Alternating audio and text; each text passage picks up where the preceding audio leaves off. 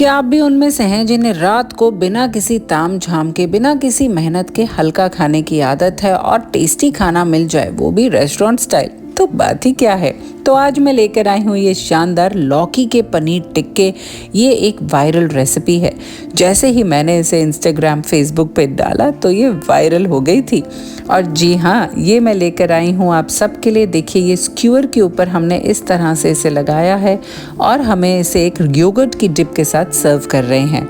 पहले हम लेंगे लौकी, उसको अच्छे से छील लेंगे। छीलने के बाद फिर से पीलर की मदद से ही उसको दोबारा से छीलेंगे और इस तरह से लंबी लंबी रिबन्स निकाल लेंगे।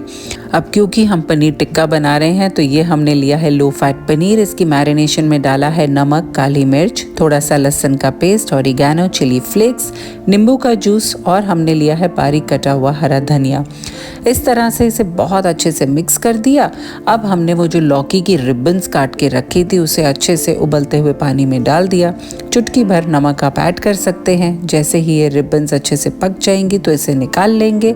अब हम वो जो पनीर मैरिनेट करा था इस रिबन के अंदर टाइट से रोल करके एक एक रिबन को टाइटली इस तरह से सील करते रहेंगे और इसको एक एक करके हम स्क्यूअर में पिरोएंगे। अगर आपके पास स्क्यूअर नहीं है तो एक एक रिबन को और ये जो एक एक पनीर टिक्का का पीस है इसको अलग अलग भी पका सकते हैं, बट हाँ, स्क्यूअर में अगर लगाएंगे तो जल्दी हो जाता है। इस तरह से स्क्यूअर तैयार हैं आपके डिनर के लिए। सोचिए, अगर आप ये वाला पहले ही बना के रख ले फ्रिज के अंदर और जब आप थकी हारी ऑफिस से आएँ तो बस इसे इस तरह से सेक लीजिए और गर्मा गर्म एक सैलेड के साथ सर्व करिए या फिर ग्रिल्ड वेजिटेबल्स के साथ में। कितना अच्छा फ्लेवर आएगा और मुझे पता है आप ही नहीं, आपके घर वाले भी मज़े से खाएंगे इस रेसिपी को। अगर आपको दही की डिप की रेसिपी चाहिए तो कमेंट करके ज़रूर पूछना और रेसिपी को लाइक करे बिना जाना मत। इस चैनल को सब्सक्राइब करना भी मत भूलना।